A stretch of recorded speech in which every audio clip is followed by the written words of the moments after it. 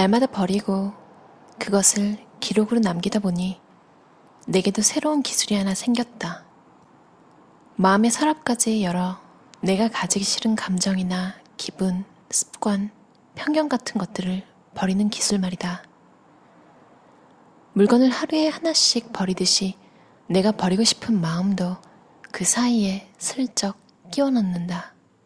물건이든 마음이든 뭔가를 버리려면 먼저 정리부터 해야 버릴 것과 버리지 말아야 할 것을 가릴 수 있다.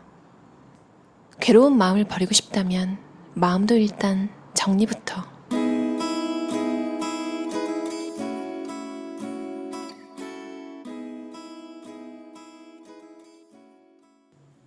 나는 뭐든 결심하는 것은 언제나 옳다고 생각한다.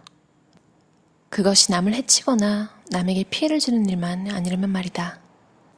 그래서 나는 또 결심했다. 이번에는 좀 버리자. 내가 가진 게 너무 많다고 느껴질 때, 그것들이 나를 빼곡하게 둘러싸서 갑갑하게 느껴질 때, 내가 당장 쓰지도 그렇다고 앞으로 쓸 일도 없어 보이는 물건들이 자꾸 눈에 띌 때 지금 바로 낡은 양말이든 뭐든 하나 버려야 한다. 아무것도 못 버리는 사람일지라도 하나를 버릴 줄 알면 다른 것들까지 버릴 수 있을 테니까. 예전에 보험 아저씨에게 들었던 말이 생각난다. 새 보험으로 갈아타야 하는데 내가 좀처럼 결정을 못 내린 적이 있었다. 그때 보험 아저씨가 이렇게 한마디 했다. 보험입니다. 정 주지 마세요. 나는 그런 사람이다. 일단 무엇이든 한번 정이 가면 쉽게 끊어지지가 않는다. 그런데 그게 정일까 미련일까? 사람과의 사이만으로도 벅찬데 작고 사소한 것들에도 마음 쓰며 살아가자니 이 고생이다. 하지만 무엇이든 버려서 그것과 연관된 기억까지 잊힌다면 추억이 아니다. 추억이라고 착각했을 뿐이다. 추억이라면 그렇게 쉽게 사라지지 않을 테니까. 추억은 가만히 있어도 스멀스멀 밀려드는 공기와 냄새만으로 되살아난다. 바람 한 점, 풍경 한 조각에도 아무 예고 없이 문득 젖어드는 것이 추억이다. 그러니 버려도 괜찮다. 5월 17일 버림. 에밀리 더 스트레인지 새 양말 3켤레. 딸이 한때 사랑했고 나까지 덩달아 좋아져 마구 사들였던 브랜드 양말. 이젠 도저히 신을 수 없을 만큼 요란하다. 그 시절에 산 옷들은 그래도 딸이 입어줬지만 가방이나 지갑, 양말 같은 것들은 지난해 벼룩시장에 꽤 기승하고도 여태 새 것으로 남아있다. 왜 버리기 시작했을까? 분명한 이유들이 있지만 그것은 핑계일 뿐 혹시 버리고 난 빈자리를 새 것들로 채우고 싶은 게 아닌지 불안해진다. 결혼한 지 15해가 넘었다. 당연히 이것저것 바꾸고 싶은 물건들이 생기기 마련이다. 멋진 소파가 탐나고 침구도 새로 장만하고 싶다. 구형 냉장고라 수납 공간이 부족해 냉장고를 제대로 정리할 수 없다. 오븐도 너무 작아 칠면조 요리를 하고 싶어도 못한다. 과연 그럴까? 멋진 소파를 들여놓으면 집안 청소를 더 열심히 하고 새 이불을 덮고 자면 숙면하면서 좋은 꿈만 꿀까? 냉장고가 신형이면 항상 깔끔하게 정리하고 커다란 오븐이 생기면 맛있는 요리를 날마다 하게 될까? 생활 습관은 물건으로 바꿔지는 게 아니다. 빠에야 냄비를 사도 빠에야를 날마다 만들어 먹지는 않는다. 심지어 이상하게 나는 더 안 해먹게 된다. 이렇게 내가 물건들을 버리는 이유는 이제부터라도 버릴 일이 없는 물건들만 가지고 살기 위함이기도 하다. 한 가지를 버리고 새로운 쓰레기를 들이는 일은 하지 말아야 한다. 프랑스 철학자 미셸 피에슈는 버리는 일을 최대한 피하려면 물건을 다르게 생각해야 한다고 이야기했다. 우리가 끝까지 책임질 수 있도록 수리와 유지가 가능한 물건들을 만들어야 한다고. 오래 유지하는 관계의 소중함을 느껴야 한다고 말이다. 그래서 나는 다시 내 낡은 물건들을 다독인다. 같이 잘 살아보자, 물건들아. 뭔가 책을 쭉 읽다 보면 뭐지 이 홍대 느낌은? 홍대 근처에 이제 그 아티스트들 느낌 있잖아요. 근데 이렇게 설명을 보면 미술 전공을 하셨고요. 동화책도 쓰시고 또 남편분이 노빈선 시리즈로 유명한 이우일 씨네요. 그리고 제가 느낀 그 느낌과 무관하지 않게 고양이 카프카 비비와 함께 연희동에서 작은 텃밭을 가꾸며 살고 있다. 참 사람이 사는 동네랑 사람이랑 조금 비슷한 것 같아요. 제가 있는 도시도 도시마다 이제 구역이 조금씩 있잖아요. 근데 딱 거기 사는 스타일의 사람들은 티가 나요. 히피들이 좋아하는 동네가 있거든요. 더 구체적으로 말하면 진짜 히피라기보다 약간 힙스터들? 힙스터, 히피 이렇게 그런 느낌이 나는 곳이 있는데 그쪽은 되게 아티스틱하면서도 좋은 카페랑 펍 같은 데가 널려 있어요. 그래서 해피아워 4시부터 6시 사이에 가면은 맥주도 엄청나게 싸고 그런 걸 하는 데는 많은데 그런 걸 진짜 즐기면서 마시기에는 그 동네가 좋거든요. 홍대 근처에도 술 마시기 좋잖아요. 놀기도 좋고 지금은 아무래도 코로나 때문에 공연 같은 것도 못할 거고 코로나가 참 아쉽네요. 뭔가 지금 살고 있는 동네가 여러분의 느낌과 잘 맞지 않을 때 그때 좀 자신감도 없어지는 것 같아요.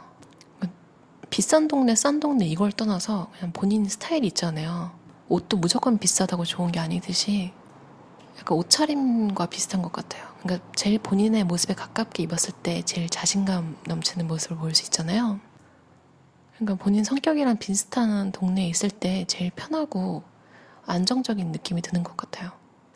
이 책 일러스트들이랑 이런 게 쭉 보면 연희동 스타일 뭔가 되게 귀여워요. 선현경 작가가 왜 버리기를 시작했는지 조금 나와 있는데요. 그 부분을 한번 읽어볼게요. 지난해 4월 한 친구가 너희 집 식구들이 꼭 봐야 한다면서 다큐멘터리 한 편을 추천했다. 그 다큐멘터리는 죽어도 못 버리는 사람들 호더였다. 나는 세렝게티 동물 다큐멘터리를 보는 마음으로 별 생각 없이 편안하게 시청했다. 처음에는 그랬다. 이 다큐멘터리에 나오는 사람들은 바깥에서 신문, 폐지, 플라스틱, 고철, 빈병, 나무, 광고 전단지 등 남이 쓰레기라고 부르는 것들을 집 안으로 들인다. 그리고 쌓아두기만 할 뿐 절대로 버리지 않는다. 쓰레기 더미 같은 잡동사니 속에서 그들은 편안함을 느끼고 위로를 받는다. 그들만의 왕국이다. 이렇게 물건에 집착하고 수집해서 저장하는 행위를 호딩, 그런 사람을 호더라고 부른다.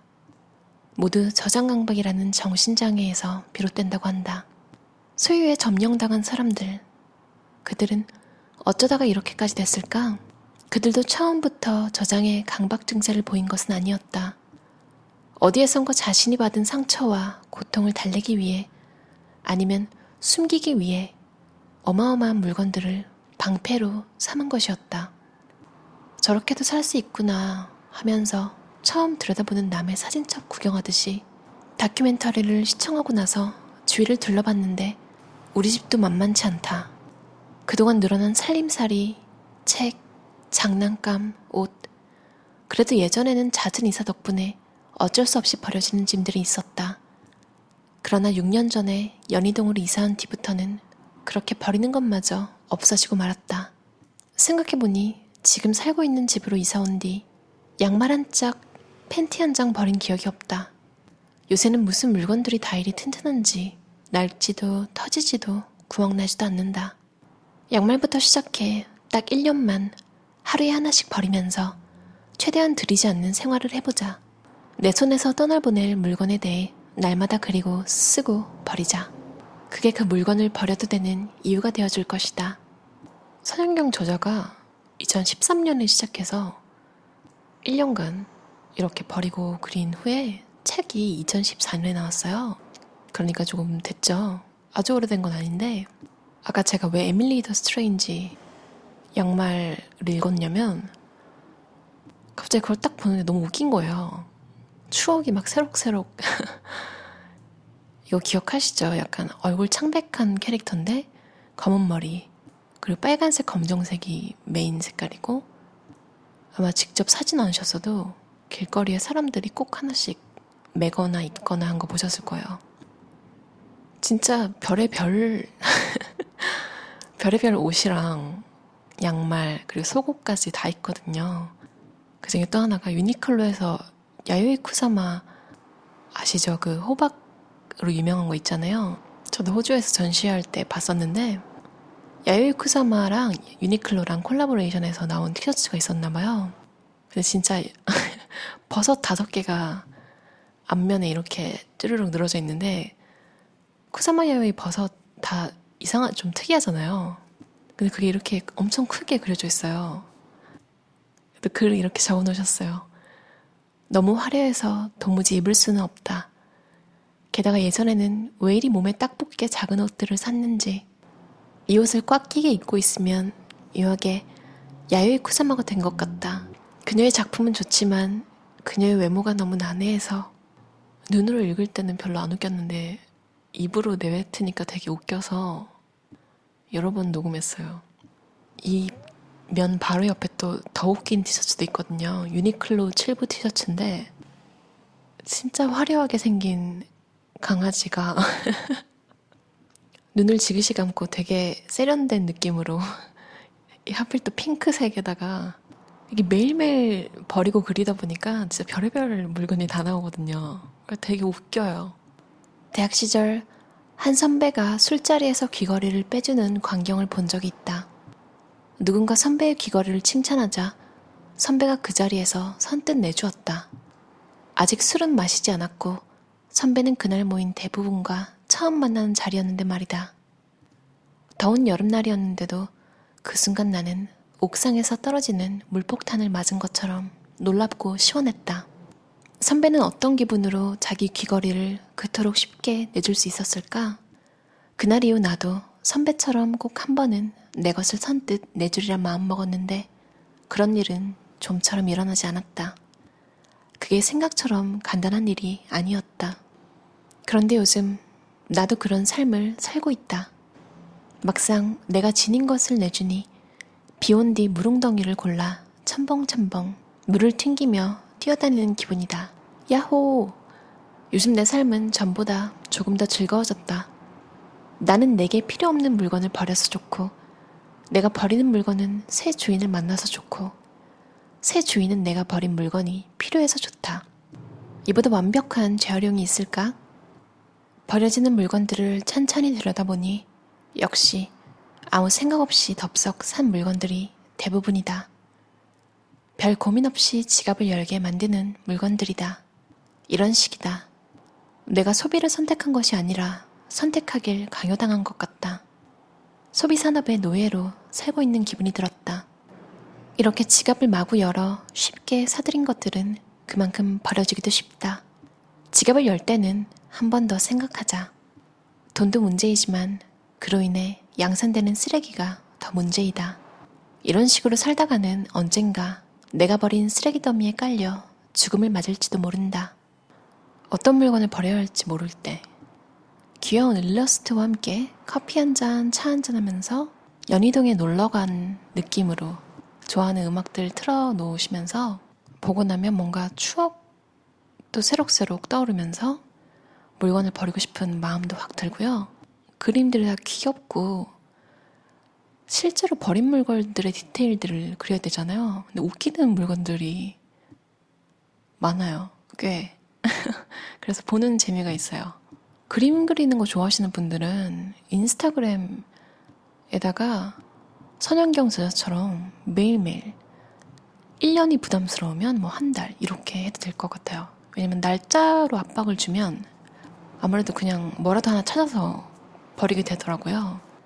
아무것도 못 버리는 여자의 365일 1일 1패 프로젝트 선현경 저자의 날마다 하나씩 버리기였습니다. 여러분 매일매일 잘 버리고 계신가요? 저자가 말했듯이 버리면서 가지고 싶지 않은 감정도 비록 그 감정이 다시 떠올라서 또 버려야 할지라도 계속 버리면 더 가벼워질 거래요. 들어주셔서 감사합니다. 편안한 저녁 시간 보내세요.